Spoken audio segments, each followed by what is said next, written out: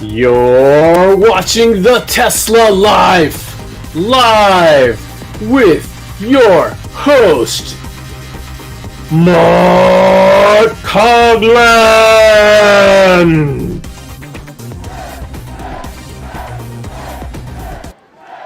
Hello, everybody, and welcome to the Tesla Life number 445 on the 7th of January, 2026. I got the date right. It is 2026. Very good. It's for the first few weeks. It's dicey as to remember what the right year is. Right. But, thanks so much for joining us. With me, as always, I have my co-host. I have Mr. Casey Green joining us from an undisclosed location in the Mid-Atlantic. How are you doing today, sir? Doing pretty well. It was one of those warm days again. The tires got themselves up an additional 5 psi. Whoa. Yeah. 1 or 2 is expected. 5, that's a lot. Well, it was hot. Yeah, wow. Walking around in t-shirts. And it's January, you know that, right? Yeah.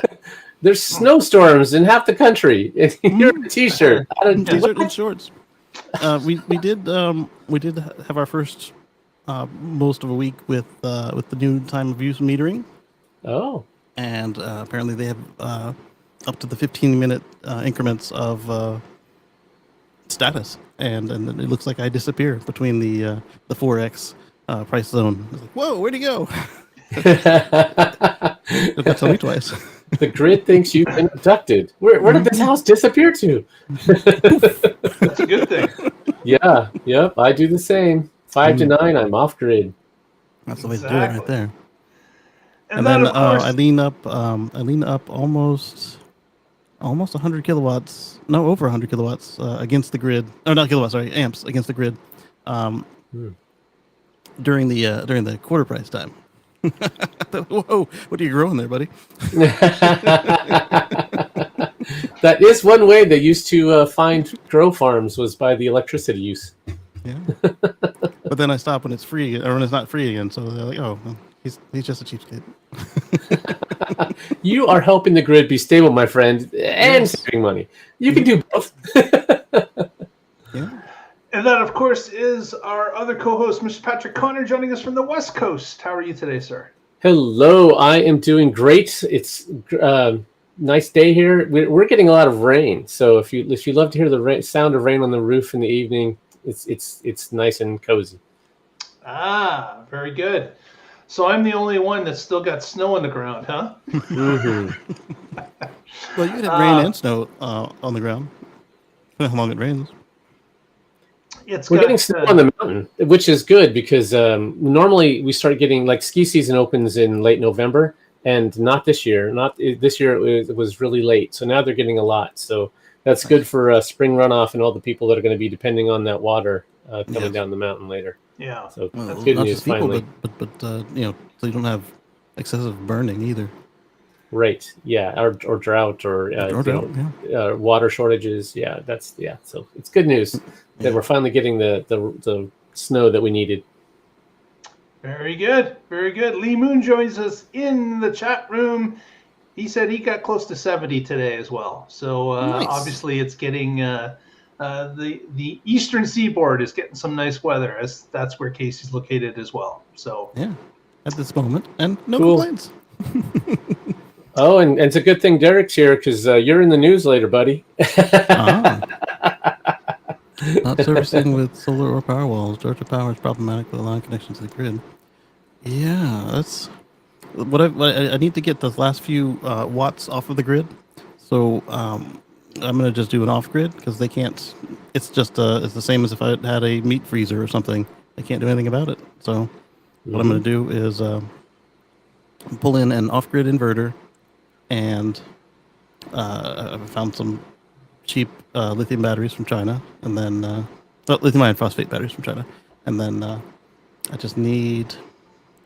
think I only need 10 kilowatt hours, but I found a sale on 26 to 30, and I think that'll be the way to roll. Be careful with cheap batteries. Oh yes. These are EV batteries from a source.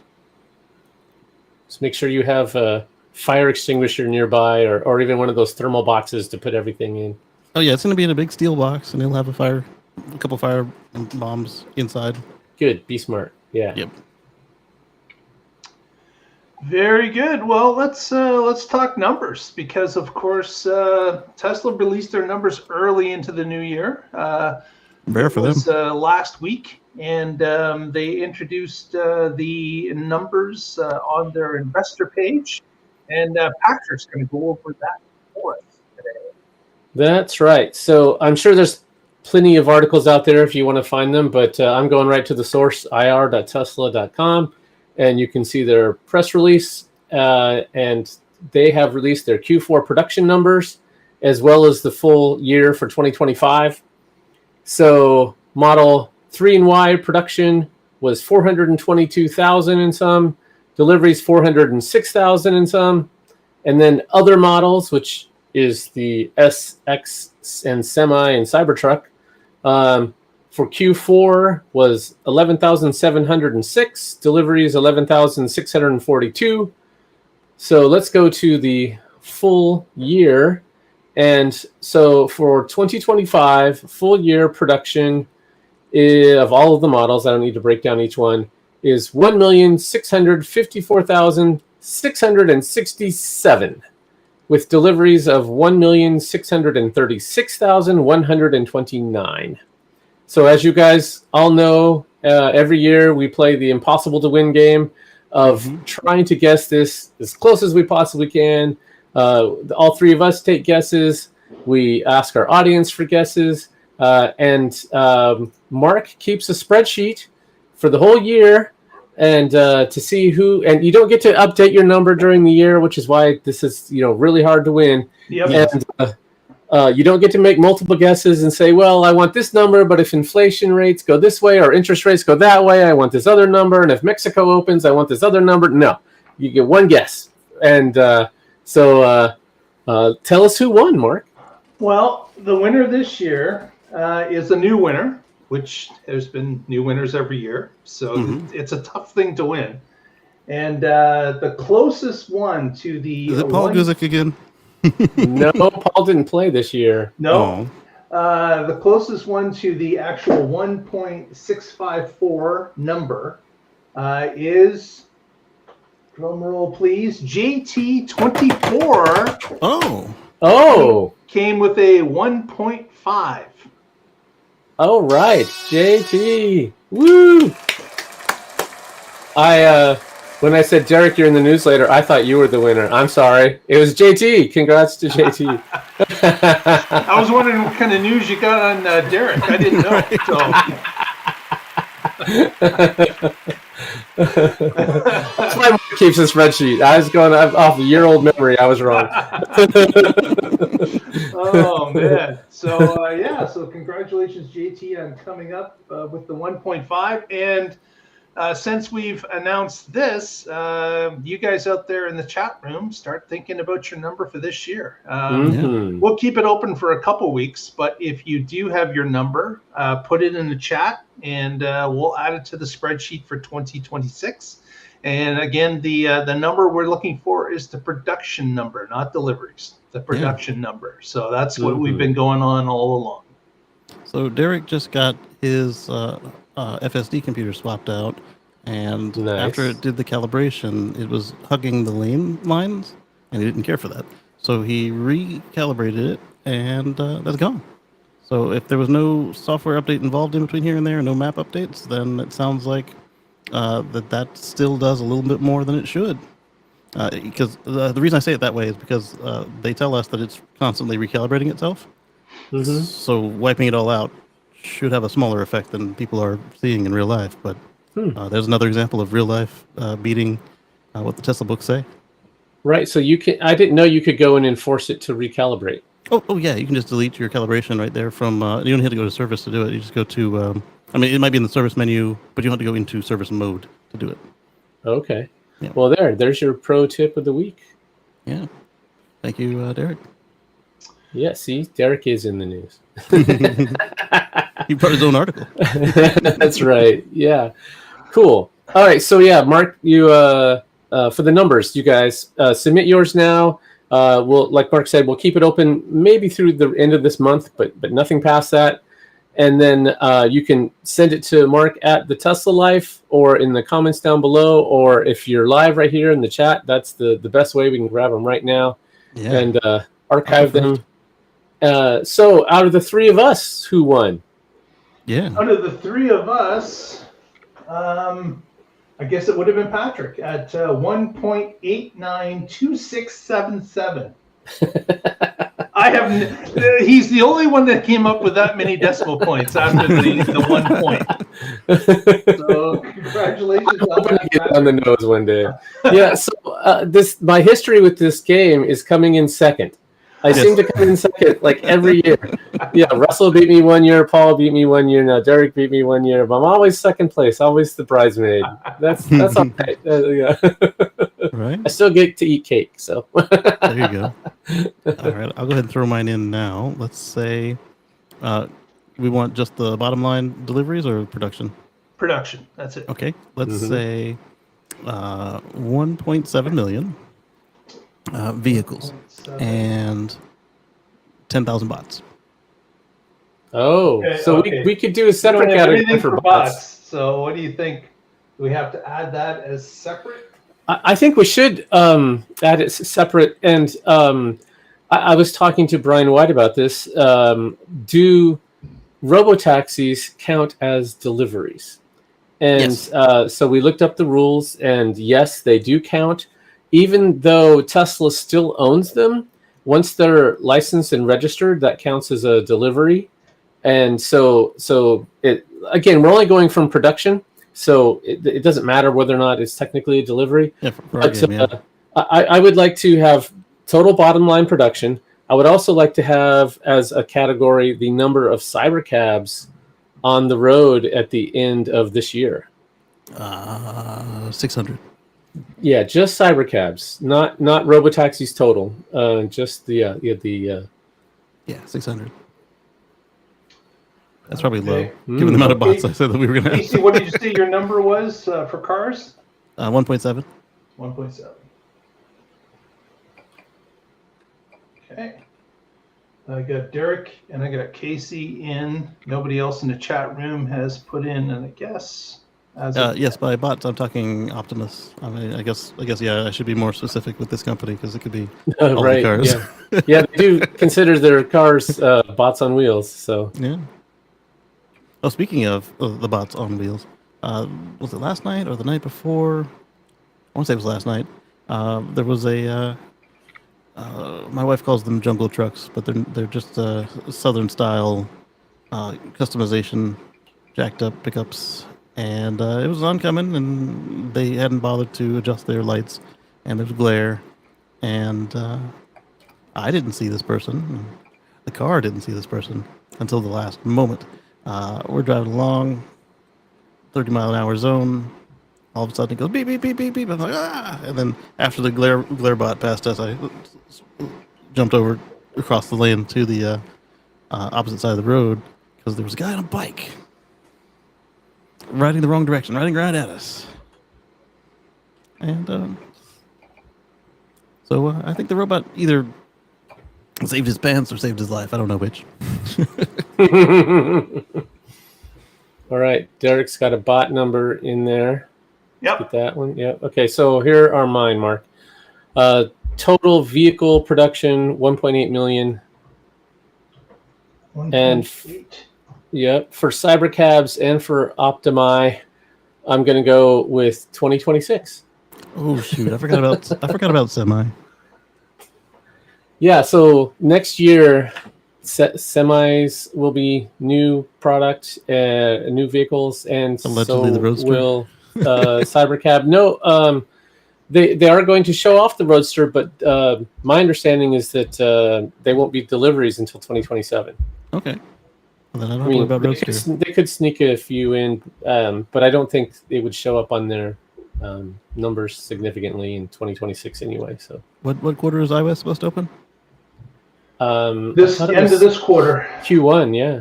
Okay, let's go with 300 to 800 trucks. Well, which is it? Because you got 1.7 million and 300. The trucks are added into the vehicles. Do you want to make it its own category, Mark? I mean, I don't know how many numbers you want to track. Yeah, I can't track that many numbers. Okay. Cars and bots. Fair enough. So then, yeah, I'll leave it maybe 1.75. I'm hoping that these trucks, once they start, that they'll be emboldened to do something about it. Okay, so Casey's 1.75, and how many bots, Casey? 10K. And I know that's probably wildly high, but I'm just thinking it's smaller than a car.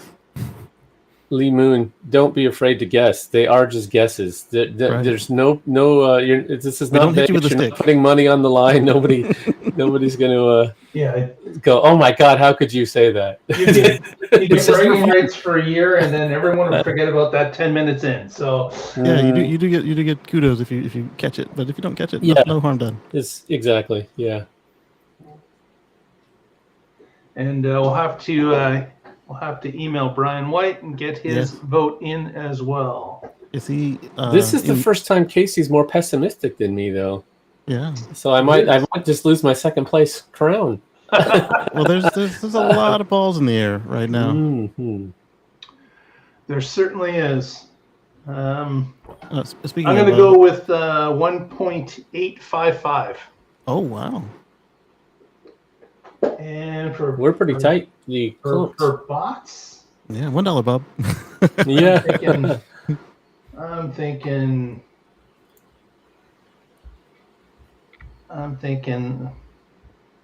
500. 500 bots. That's actually probably more reasonable than what I said.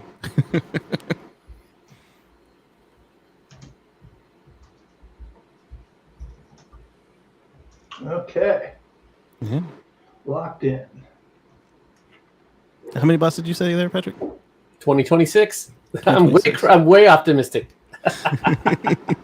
Not as optimistic as me. Watch them not start till the fourth quarter, and then oof. All right. Good. So we got our guesses started. Yeah. Let's go take a look at the other stories that we've got loaded up for the week. Let me just refresh here, and we've got. Here we go. Next story. Got some updates for the Model Y. Guess what? In China. So not making any changes, of course, here, major. But Tesla is introducing a new 16-inch screen for the Model Y in China only at this point. Yeah. And it's a higher resolution screen is on top of it. So a little bit bigger than the 15.5-inch screen or so that's currently in the car, and a little bit resolution. So that's a bonus. Yeah. I wonder if they pulled an Apple and it's like the extra pixels are the extra size, but everything's still the same physical size on the screen. Maybe it just reduced the frame size, you're saying? Well, no, if it's a bigger screen, but you have more pixels, but so the same density of pixels. I don't know. Right, like if an icon is 1 inch, it will still be 1 inch because you've increased the pixels enough to keep them the same size on screen. Yeah, so I'm not sure whether they did or not, but either way, just little incremental improvements like this are great to see. It just shows that they're not stagnant, they're not stopping, they're continuing to make improvements, and a little bit more screen real estate just means that your map's going to be a little more clear, your backup camera is going to be a little more clear, and we have another story about how you might be able to use that screen real estate coming up too. That's right. Now on the screens, it was originally just the performance, right? Or the performance and the L, and yeah. So now it's all the premium, like all the trims that are not the standard edition. Yeah, I wonder if they had decided to make this change, but you don't want to take your old inventory and scrap it. So instead, you say, okay, well, we'll roll the new stuff in to the performance line or the L line or something like that, and until we use the inventory of the on the existing standard models, and then we switch over completely.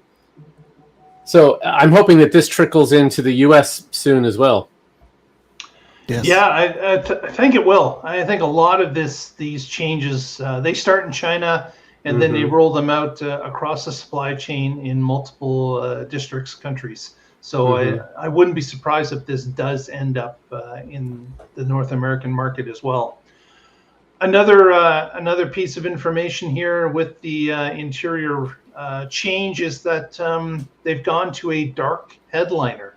So yes, I black, thought it was pretty cool. Yeah. a black headliner, which many people have been calling for a long time, ever since the earlier days of the Model S, where you had the option of getting a dark headliner, and that of course went away when the 3 and the Y came to town. It was just not an option. Everybody It was just that light gray. Yeah, after the demos, because the demos they had were dark, and then all of a sudden you guys got that kind of cream or dark gray. The S and the X, you had to get that cream colored interior most of the time to get the non-black headliner, and it looked good. It wasn't as nice on black because it felt like a cave to me, but once I did the white seats, it was really nice, and it had less reflections going on. And with the P series, you had the carbon fiber, so there was even less of the white reflections on the windshield. I'd say building a bot counts because that's still part of Tesla Corp. That was a good one. We got a couple more guesses in there, Mark, if you want to jot those down. Yep. I'll get to those. With the headliner, so I have this thing that clips onto the visor that it's black and it just holds tissues, right? You know, it's like a tempo was the old term for it. And I pulled it off to clean something, and it left this black mark on there, and I'm like, if this was black, I wouldn't have that problem. Exactly. Or if I didn't have a really old tissue holder thing that is decomposing from being 20 years old, I probably wouldn't have that problem. So it's all on me. But still, it's just like, if this is black, it would hide this. Yeah. So I got my wish. Too late though, and maybe my next vehicle. Yeah, I imagine it's too much of an effort to get the swap parts. But Mark Benton, I believe, he either had a place that would take your headliner and I'm guessing dye it, change it over to the Tesla black headliner, and it looked good. Interesting. Oh, wow. I'm not saying he did it, but he had a service that did it for him, and they did a good job. That's so many people modify their cars and do some really cool stuff. Some of them I just have to ask why. Yeah, some of them are whoa. But exactly. But hey, you know what? You make it your own, you make it unique, and that's all that matters, is that you're happy with it, even if other people are like, I would never drive that. Well, good. Don't, because it's mine, not yours. You can't have it, it's mine. I don't want you driving my car anyway. Exactly. Derek's watching us from the streets of San Jose. And I do have us flagged as a podcast in Google. So if you do Google for your podcast, you'll find us showing up every now and then. As Brian White did the other day. He was just chilling, and all of a sudden he went from listening to, like, I don't know, history or current events or something to, hey, you know these clowns. Awesome. They have him. The algorithm knows Brian. Yeah. So next, Patrick, you were kind of alluding to this earlier about the pinch and zoom. What does that do? Cool, yeah, so I haven't read the article you posted, but I did see somebody showing this off online, where they had their rear camera view, and they just went to the screen, pinch and zoom, and they were able to zoom in on what was behind them, which I thought was really cool. And I assume if you have the front bumper camera, which I don't, that you could do the same with that. Yes, do you know which version this is going to roll out on? Because all AMD cars, regardless of your cameras. Oh, right. Cool. Yeah, so obviously if you have the higher end cameras, it's going to be worth more. But I mean, it'll function better, is what I should say. Right. But yeah, that's pretty cool because you often like, okay, something happened and you want to see somebody's license plate. Well, if you can zoom in on it, you have a better chance of being able to decipher what it was. Or if something funny happens on the road and you want to get a better view of it, whatever the I'm gonna have to try this and see if I have that feature yet. It's not in the article. It's not giving us a number as to when this has been implemented, what version. But there are a couple of other things that have been added that are undocumented. For example, one of the undocumented features in this as well is the ability to view the amount of storage left available in a USB drive. That's so you can cool. see the free space available. Another one is that the dash cam viewer lets you now filter by century mode clips or by type, letting you distinguish videos that were triggered by someone either touching the vehicle's door handles or a manual save or by honking the horn. So those are now filter items that you can look at as well. Storage remaining is pretty cool, but even My Legacy's got the filter from the last update, which I enjoy. Right, but I don't think it has, if you did the horn or if somebody touched the door handle, it has all that? Yeah, unless they're giving us a preview. Okay, yeah, I don't remember seeing that in my car. Which, ironically, I probably used the horn too much just because it's the easiest way to store something and something crazy happens. I try to give it the quick, friendly burp beep, but depending on what somebody just pulled. I'm going down a road. I have no stop signs or anything, and it's there's a side street that has a stop sign, and this truck just pulls right in front of me. Didn't stop at all. Of course, I honked at him because he almost slammed into me, and they just in a neighborhood blew through a stop sign, and this was like 2 hours ago. So that one's recorded and has the horn. I think they were late for picking up their kids at school or something, and they're just entitled parents or whatever. I don't know. Maybe. But yeah. My wife likes to say they have to take a number 2. I had one this afternoon. That wasn't it. I had one Patrick almost had a number 2 when they swerved out in front of him. Right, yeah. I had a similar one this afternoon as well. Somebody was leaving the post office, and apparently they couldn't count how the turns work.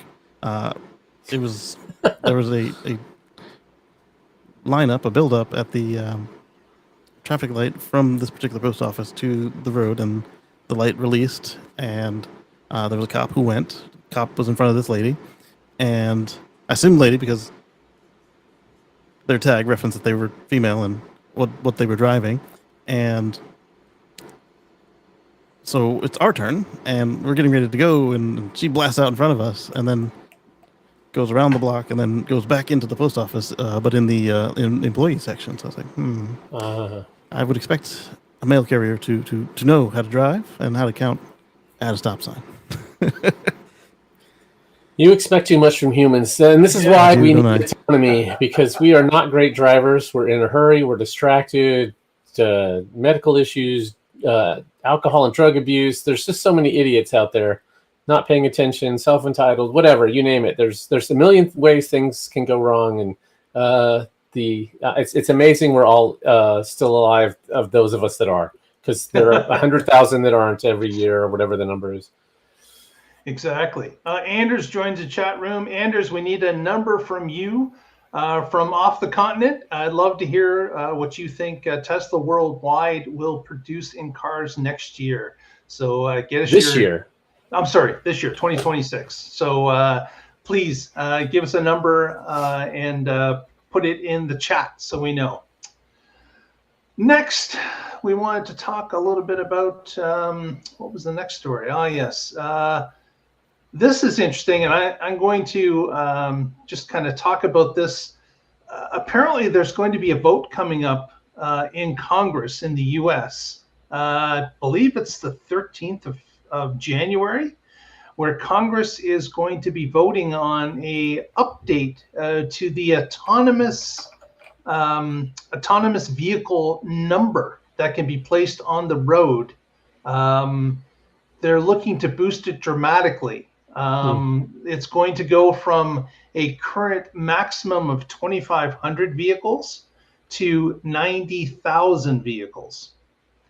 So this is something that, of course, could really push Tesla into the ability to put as many cybercabs on the road really as they want in a whole bunch of different regions if that 90,000 number were to be implemented by Congress. But I wonder what's behind it. There's no real background in the story as to what the thought behind jumping it so dramatically would be. Obviously, the 2,500, the lower number, was so that departments of transportation could keep tabs on the vehicles that were operating within their districts. Not that you can't do that with a higher number, but of course, with the higher number, you've got more instances that will be happening and reported back to them.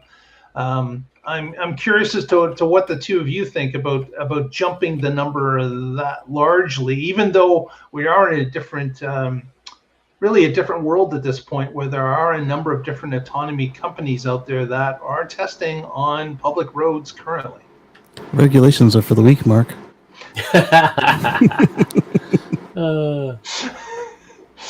Man, that's who needs consumer protections? Yeah, that's kind of scary just saying that.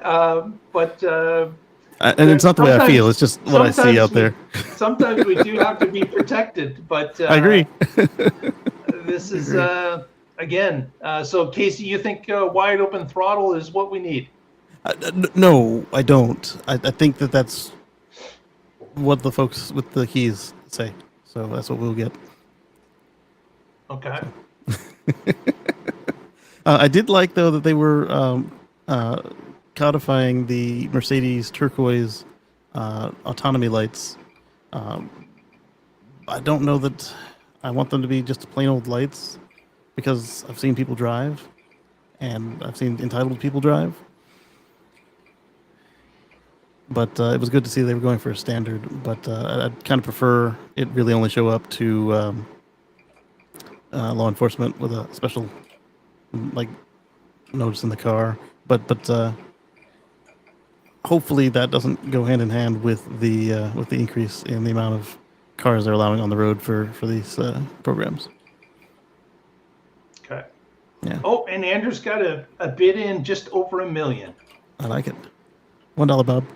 Yeah, Anders will definitely be under, I hope. if Anders is correct, oh my God, that's then we got a worldwide not a good situation collapse for Tesla, that's for sure. Yeah. Oh, and how many bots, Anders? We added that category on the fly today. By bots, we mean Optimus.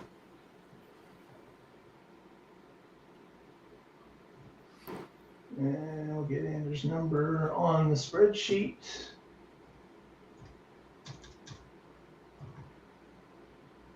It's in.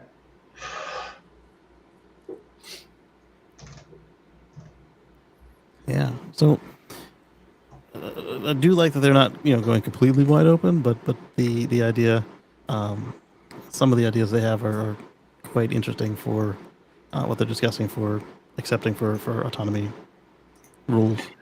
And of course, autonomy rules are going to change as time goes along. As things start to progress and as things start to settle in, we've all seen the different video coverage of different vehicles on the road that end up on train tracks. And I just saw a trolley track one today with Waymo, where they were in Phoenix, Arizona, and they were traveling down the tram line, dropping off a passenger and then continuing down the tram line further.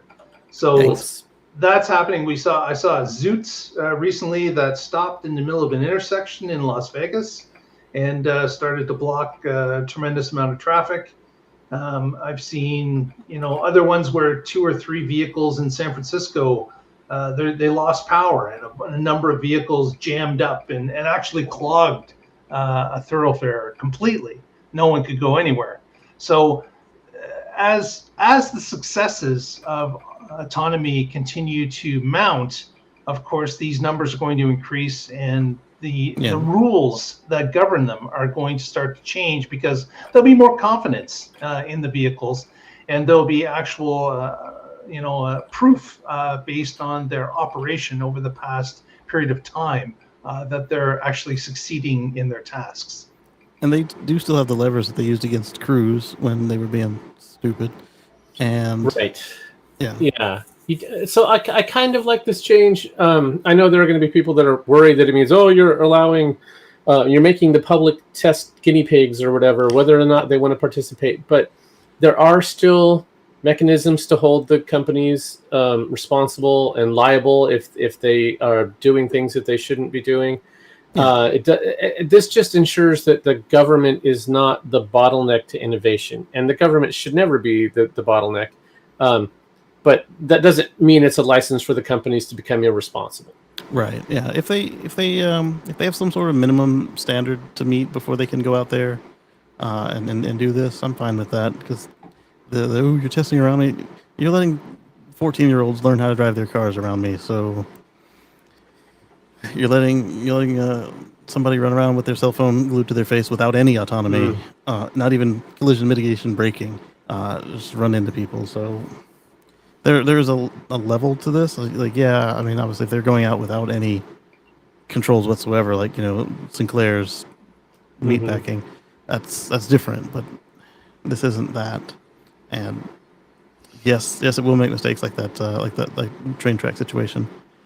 Patrick, with you were looking to see what it would take for them to meet their stated goal of however much percentage of the population covered. Right, 50%. How many cars? I'm assuming that you saw a number near that, even if you weren't dialing in on it. How many cars would they need to do that? It was more than 25, right? So. Well, yeah, it's 37 metro areas that they would have to cover, and then right. So 37 divided by 2,500 is. All the way around.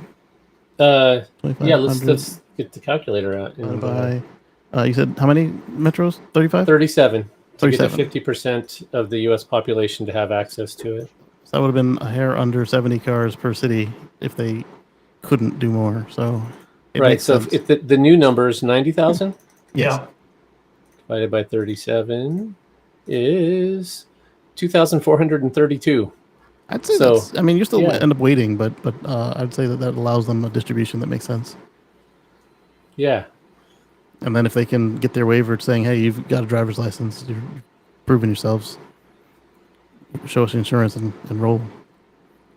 Right. Yeah. I don't know what the requirements would be to go beyond that number, because at some point you have to say, okay, you've passed, your AI driver is good enough that.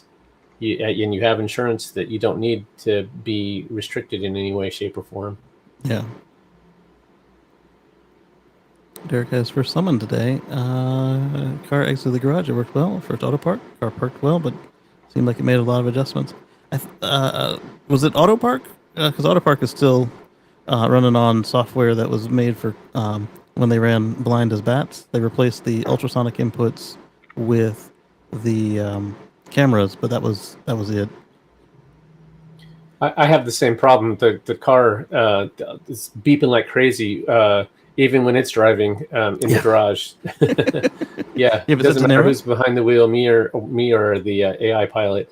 It's beep beep beep beep beep beep beep. That's what mine does now. But look out for that stairs. Look out for the tire. Whatever. Yeah. Yeah, mine's doing that now because the bumper, the ultrasonic sensor is inside the bumper, and it sees itself. There's something there. Something's big. It's me.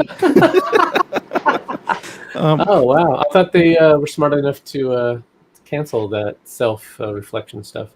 I guess it's inconsistent, and it's not. It's inside the bumper. It's not supposed to be, because remember I ran into the UFO and haven't had it repaired yet.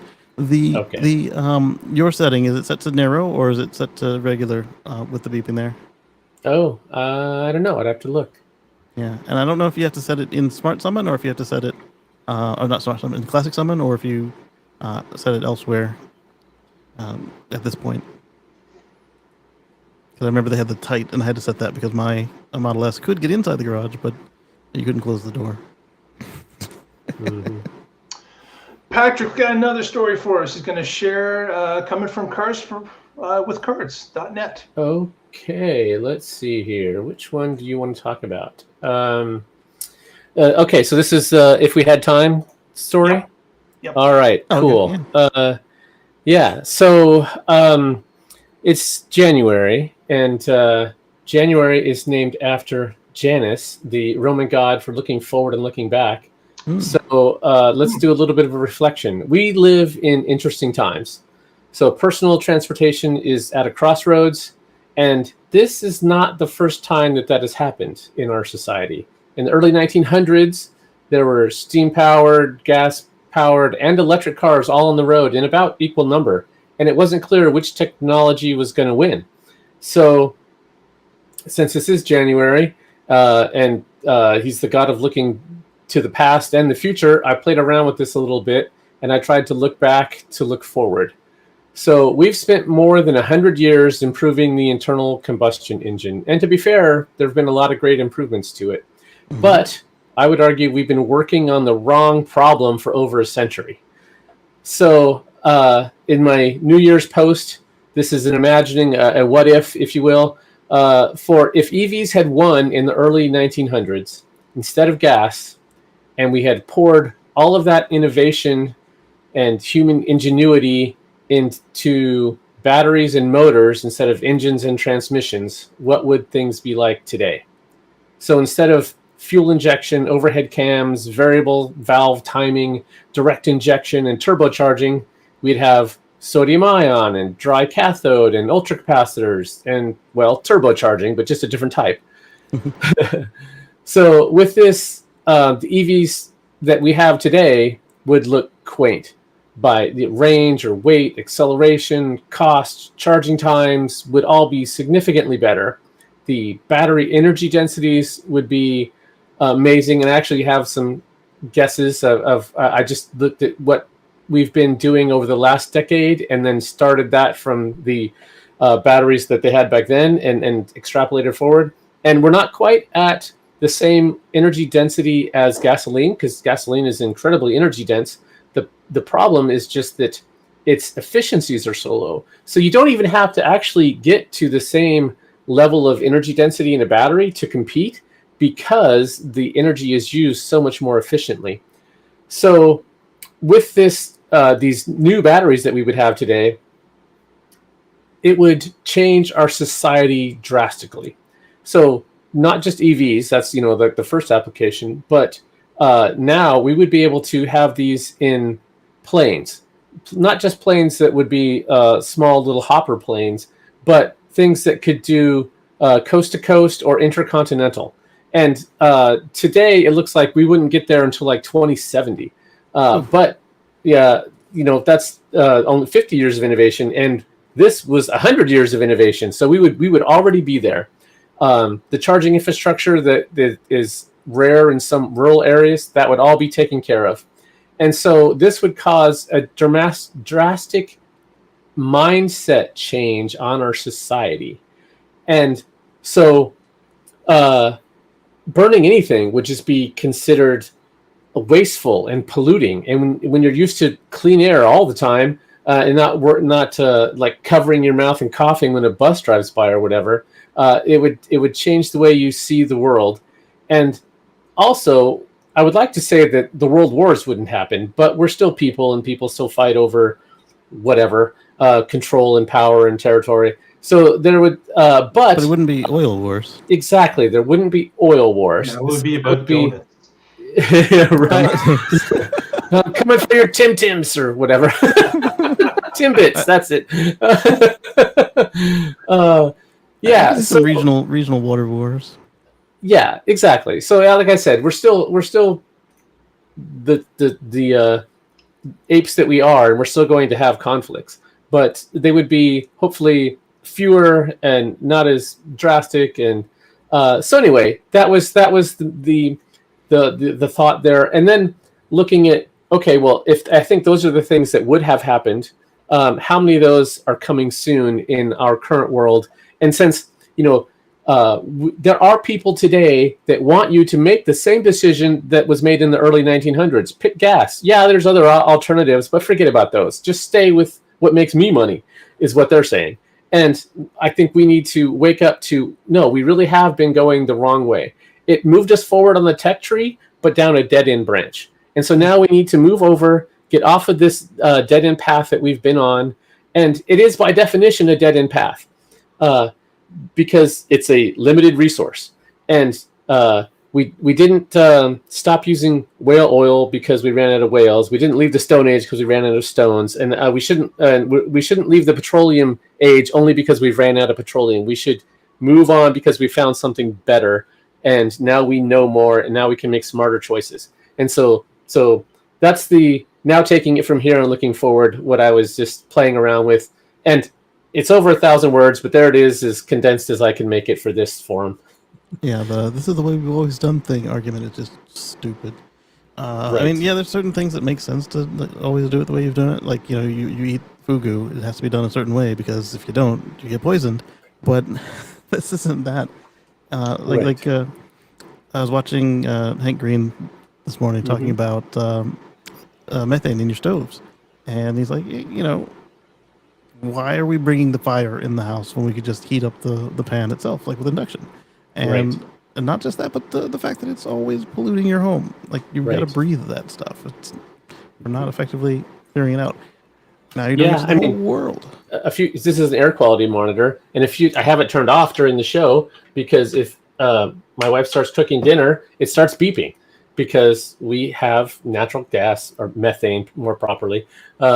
And the air quality just tanks in the whole house when we turn that thing on. And like you said, Casey, there is heat going to the pan, but there's also the heat that's just not being used effectively at all. It's going up the sides and it's going out and getting dumped outside with the pollution because we have to have the overhead fan cranked up.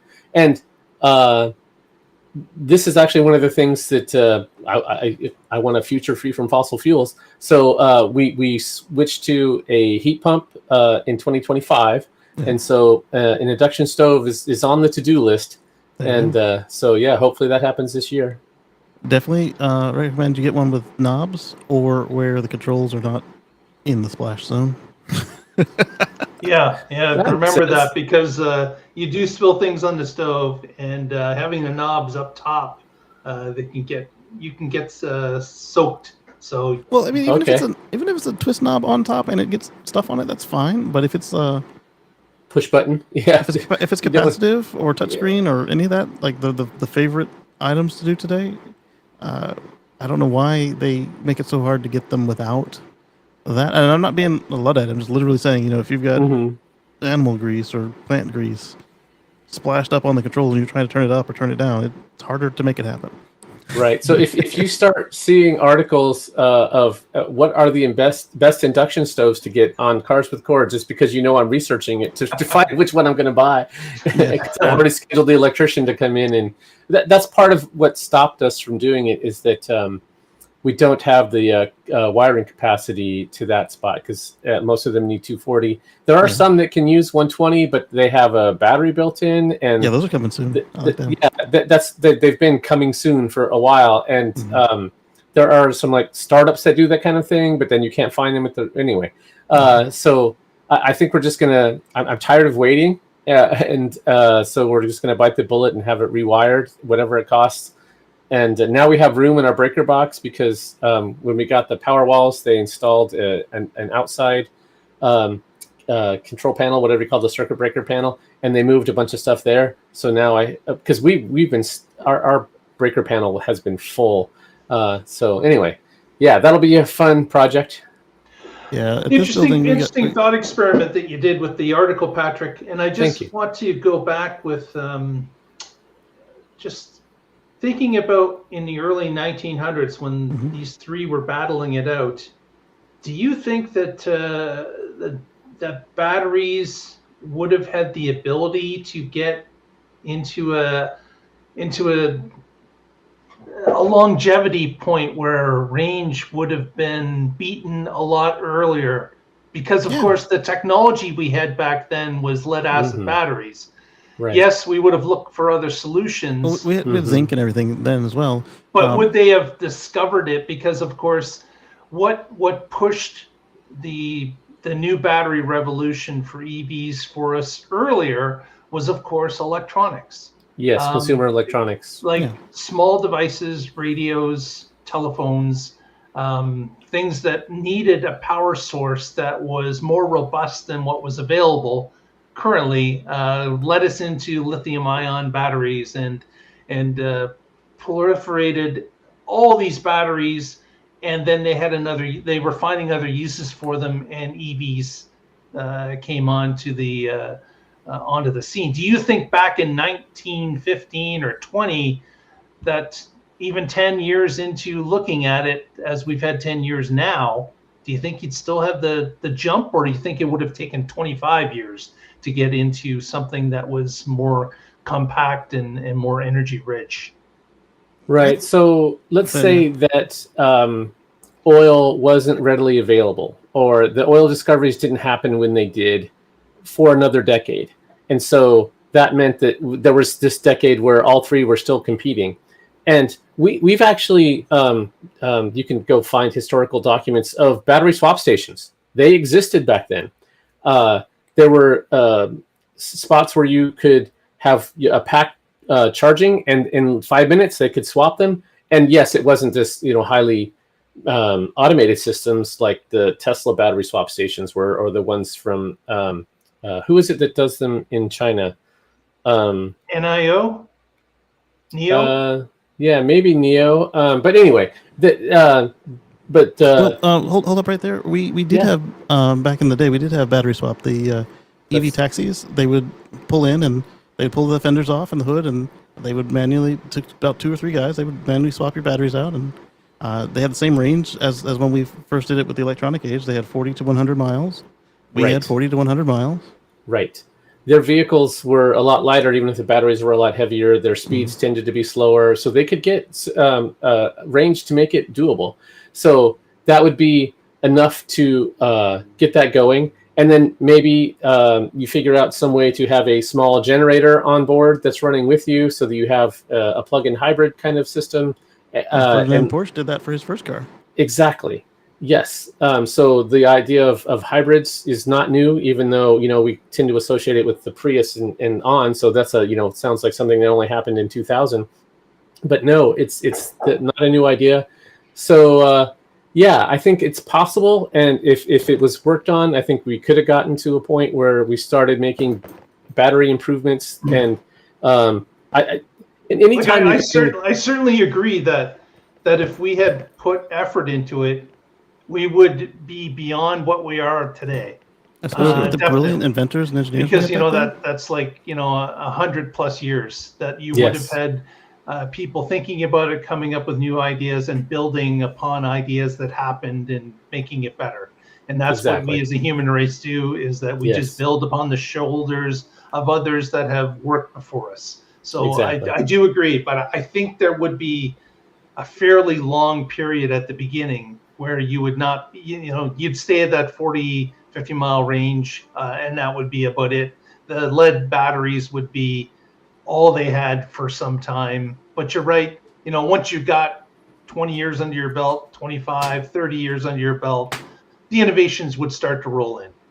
Yeah, the other thing that I didn't talk about it in my little summary, but I mentioned it in the article, is that with the gas vehicles, because they're not real efficient to begin with, it doesn't help you to make the rest of the vehicle very efficient. Right. You can have air conditioning that just lowers your gas mileage by a few percent because it didn't matter. You can have cars that aren't very aerodynamic that lowers your gas mileage by a little bit because it doesn't really matter. You can use heavy steel that lowers it by a little bit because it's already not efficient. But if you are running on electricity and you're trying to get the best range per watt hour or whatever you can, then all of a sudden all of those things change. And so a whole lot of knock-on effects at material science, aerodynamics, and other things are also get another 100 years of innovation on top of them. Yeah. True. There would be another class of changes as well, because we would have these people and these companies going after miracle materials and miracle processes. We didn't yet have the electronics for it, so that would have definitely changed things there. But without the world wars and the wars for oil, not. I mean, I'm not saying I'm pro-war or anything. I am saying that, practically speaking, the wars of the past have forced us to innovate. I'm not saying that we couldn't have done it or couldn't have done it better if we weren't, losing brilliant scientists left and right. But that also would have changed it if we didn't have those particular innovations come up because of it. Yeah. It tends to be when we're pushed up against the wall, we tend to innovate. And that's always been the case when we're polluting and we realize that we can't keep going and we're starting to kill ourselves. There's now evidence that this is going on. That's when we tend to innovate. That's when we tend to change course. I want to argue a little bit. I think the innovation happens all the time, but our willingness to change is not there until our back's against the wall. And one of the articles I wrote at the end of last year was about the Nobel Prize that was given to a historian and 2 economists that went through the history of innovation and how they measured innovation in a lot of different ways. And one of them is just, patent filings in a country.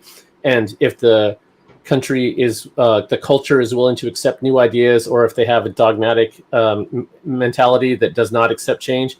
And then what kind of culture that breeds and how much success and it was a historian who did this, and then 2 people who came in and put mathematical models on top of it, kind of without the historian's consent.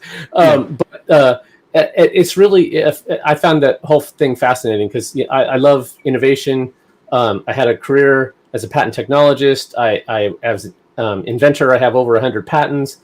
And so it was really cool. Yeah. Also the budgets go up when you switch from corporate to government. Money greases the wheels really nicely. Yes. Mm-hmm. Let's move on to some shout outs and go home because it's been almost an hour. We certainly thank people in the chat for being with us. And again, get your votes into us. If you're watching this after the fact, we'll go back and take a look at the comments and add your guesses of production for 2026 for Tesla. As well as how many bots next year. So those 2 guesses for you out there. Casey, what do you got for shoutouts? Well, definitely want to make sure you got your bell turned on and catch us over on the Tesla Life Express. Usually we do 2 of those a week. Sometimes we do more. Catch us over at youtube.com at Casey Green and x.com for the same. And we have a little show called Let's Chat with Casey and Friends. Who knows who will show up and for how long and what we'll discuss. It will be related to stuff like this, but it won't be just Tesla stuff. And have ourselves a blast. And I enjoy seeing a good chunk of you in here over there. So come on over. Very good. Yes, join Casey on Sundays. Patrick, what do you got for us? Well, as always, and with the Oregon Electric Vehicle Association, you can find us at oeva.org, and I blog occasionally at carswithcords.net. Up there right now, I've got some articles that Oregon's recent effort to electrify trucking. Then another one comparing the recent growth of solar to nuclear during its heyday. Take a guess at which one's growing faster. And Tesla's production, how I got my number that I put in as my guest today. I go through the statistical models I used and then how I ignored all of them. And how Tesla, it's been frustratingly close to 2 million for a long time now. In fact, the graphic I have for that one I think is pretty funny. One more article, The Right Stuff. So just 69 days before the Wright brothers' famous Kitty Hawk flight, there were headlines saying that it would be 1 million years before humans would fly. Well, humans did fly, and then even 65 years after that, we were on the moon. So betting against innovation is a losing game, and comparing that to the people who are betting against autonomy now and how they're going to be obviously wrong in less than 65 years, that's for sure. Yeah. And it'd be nice if it's closer to 69 days. Well, we shall see, won't we? We shall sooner than people expect. Right. Very good. Well, thanks everyone for joining us in the chat room. Appreciate it. If you haven't already, please give us a thumbs up on the video. Press that subscribe button. It helps us out immensely. And we'll get together next time and find out what's happening in the Tesla life. Thanks, Lee Moon, for the music we use every week. Stay positive. Test negative.